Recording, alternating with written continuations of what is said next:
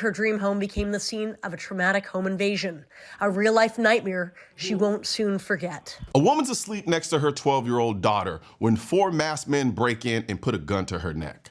And Canada still thinks you shouldn't have a gun to protect yourself. It was 3:40 a.m. when 4 masked suspects got in through her back patio doors. You got 4 men, middle of the night, inside of her home.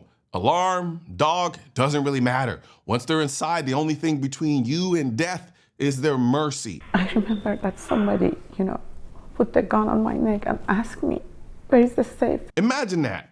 You're at home with your only daughter, and there's a gun to your throat, and you're unarmed because your government decided your safety is less important than its politics. She went to her bathroom and locked the door and called 911. But she said that she stays in the line nobody answered the phone. For how long? 4 to 5 minutes. 4 to 5 minutes? That's not response time. That's a fucking eternity. You can die twice in that same time. But sure, let's trust the government for our safety though, right? And here's the kicker. Canada's busy banning handguns while its citizens are literally being held at gunpoint in their own homes. Let's talk about what castle law actually means in Canada, because this woman is living proof of why you need one and a firearm. 2 men came to my daughter's room. It was the scariest moment. Alavi Nassab says given English is not her first language, she was confused. She eventually understood and told them there was no safe. But not believing her, they took her into her closet, which had already been ransacked. Then down to the main floor and to the garage, looking for a safe. The chaos all captured on video surveillance. But they couldn't believe me, and they keep hitting me with the gun and, hurt me and, asking me where is the safe. After 6 minutes inside, the intruders suddenly left, making off with handbags, jewelry, and money. They did not take their Range Rover, despite the fact Alavi Nassab says she offered them the keys. She then learned her 18-year-old daughter, who had been pretending to sleep, had called 911 while the thieves were downstairs.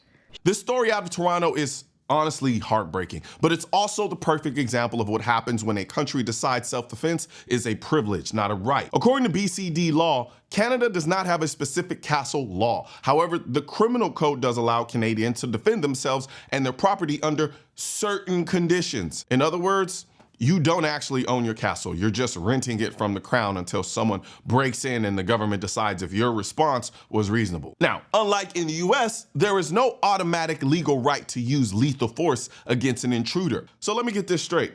A criminal can enter your home with a gun, but you can't use yours unless a judge later decides your fear was reasonable. That's not justice. That's essentially gambling with your life. What's crazy is, during the time when they were banning the guns, the prime minister at the time, Trudeau, was almost like bragging about the fact that they are now banning guns. We're introducing legislation to implement a national freeze on handgun ownership. What this means is that it will no longer be possible to buy, sell, transfer, or import handguns anywhere in Canada. He calls that public safety. But when a woman is lying on the floor with a gun to her neck, his freeze isn't stopping criminals, it's stopping her. Then there's the so-called buyback program that they're doing now, which is essentially a confiscation because it's not voluntary. But gun owners with now banned semi-automatic weapons will be asked to declare they have banned weapons, then must either turn them in for compensation or prove they're deactivated and unable to be used. It's not a buyback. That is a gun confiscation with a coupon code. You're not choosing to sell your property. You're being told you can't own it anymore and turn it in. That police wouldn't have the resources to arrest individual gun owners who don't comply. So translation, we can't arrest you all, but we still expect you to surrender anyway. So even their own minister admits this is about votes and control. Nothing to do with public safety, except for the word choice. Meanwhile, this Toronto mother did everything right. She locked her door, she had cameras, she called 911 and got put on hold. And the only reason she's alive today is because those criminals decided to leave. That's not security, that is luck.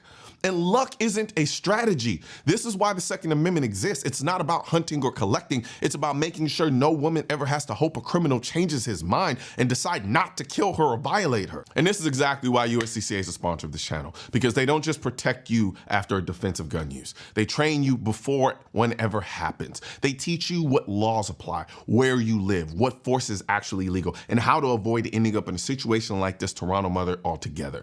If you carry a gun, in the U.S. or plan to. USCCA gives you legal coverage, financial protection, and real-world training so you can defend yourself with confidence, not confusion. Because when seconds count and help is, I don't even have a watch on. Well, according to this story, 5, 6, 7 minutes away, knowledge and preparation are everything. So click the link in the description section of this video to learn more about USCCA. They'll help you stay out of prison, stay alive, and stay ready. Canada is turning its citizens into defenseless spectators of their own victimhood. This woman deserved better. Her daughter deserved better. And every law-abiding person on this planet deserves the right to fight back.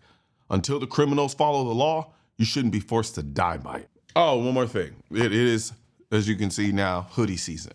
Yep. So if you're wondering where I got this awesome hoodie from, it's going to be on my site, shop.mrcolionnoir.com. This is the Keep Texas Tactical version. Don't worry, we got them in all of the states. All of the states. I believe we even have them for Canada too. So click the link in the description section today and grab your state-specific Keep, whatever state you live in, tactical hoodie at shop.mrcolionnoir.com. One thing's for certain and two things are for sure.